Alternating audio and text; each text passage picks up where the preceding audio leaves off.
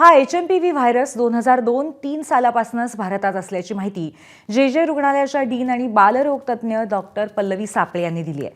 तसंच 2022-23 मध्ये पुण्यातल्या 13% लहान मुलांना या व्हायरसचा संसर्ग झाल्याचंही सापळेंनी सांगितलंय।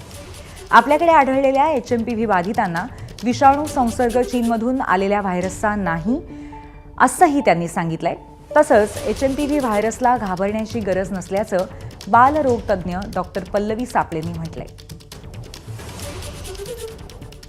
कोरोनानंतर आता चीनमधून येणारा HMPV व्हायरसची सगळ्यांना भीती वाटते आणि त्याचा शिरकाव आता महाराष्ट्रात सुद्धा झाल्याचं समजतंय। कारण नागपूरमध्ये 2 तशा प्रकारचे रुग्ण आढळलेले आहेत आणि या सगळ्या व्हायरसबद्दल आपल्यासोबत बोलायला जे रुग्णालयाच्या डीन पल्लवी सापळे मॅडम आहेत। कोरोनानंतर मी जसं म्हणतोय की पुन्हा एकदा थोडंसं भीतीचं वातावरण आहे।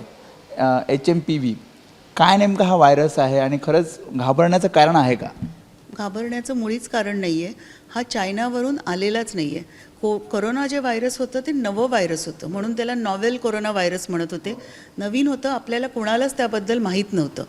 हे जे व्हायरस आहे हे निदान 50 ते 60 वर्षापासून जगभर आहे आणि आपल्या देशात देखील 2004 मध्ये पुण्यात, 2011 मध्ये एम्समधून स्टडी पब्लिश झाली आणि गेल्या वर्षीच पुण्याच्या KEM हॉस्पिटलचा एक पब्लिश रिपोर्ट आहे ज्याच्यात 13% मुलांना HMPV व्हायरस आहे महाराष्ट्रात, पुण्यात, आपल्या मुंबईत हे रेकॉर्ड आहे। कारण का ही व्हायरस जे आहे हे युबिक्युटस म्हणतो तसं आहे, अक्षरशः सगळीकडे आहे, जगातल्या सगळ्या देशात आहे आणि 5 वर्षाच्या मुलांना नॉर्मली त्याला इम्युनिटी पण येऊन जाते। म्हणजे 5 वर्षाचं मूल होईपर्यंत प्रत्येक मुलाला त्या व्हायरसची संपर्क येऊन गेलेला असतो आणि त्याच्याकडे त्याचं थोडंफार प्रोटेक्शन आलेलं असतं। एवढी दक्षता का घेतली जाते? म्हणजे राज्य सरकार असेल किंवा केंद्र सरकार असेल, गाईडलाईन्स काढल्या जात आहेत आणि त्याच्यानुसार हे संसर्गजन्य रोग आहे किंवा श्वसनाचा संसर्ग आहे तशा प्रकारे सांगितलं जातं किंवा तशा प्रकारे सर्वे करण्याचं सुद्धा सांगितलं जातं?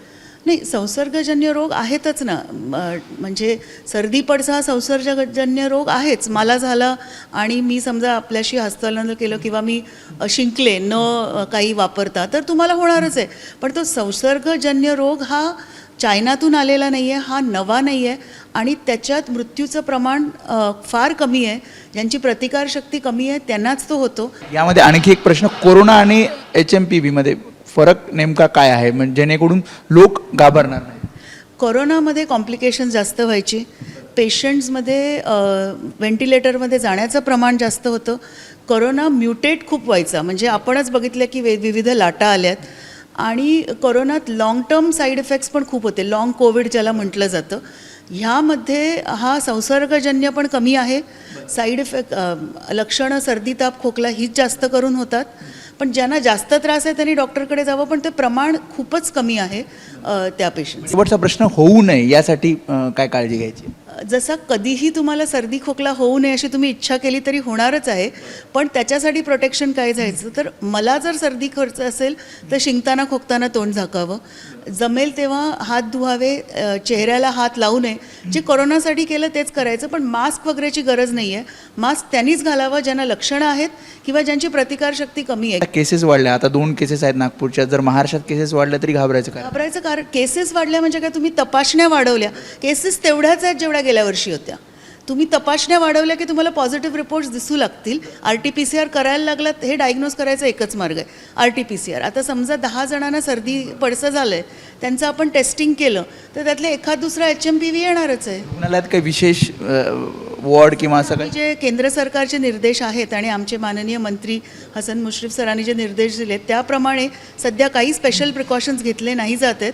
सेपरेट OPD किंवा सेपरेट वॉर्डची गरज नाही आहे। आम्ही फक्त आकडा मॉनिटर करतो आहे आणि आम्हाला जर कुठून निर्देश आले की व्हायरस बदलला आहे, पण आता 50 वर्ष जो बदलला नाही तो आत्ताच बदलेल याचं काही कारण नाही आहे। कोविड कसा खूप बदलत होता, हा बदलत नाही आहे।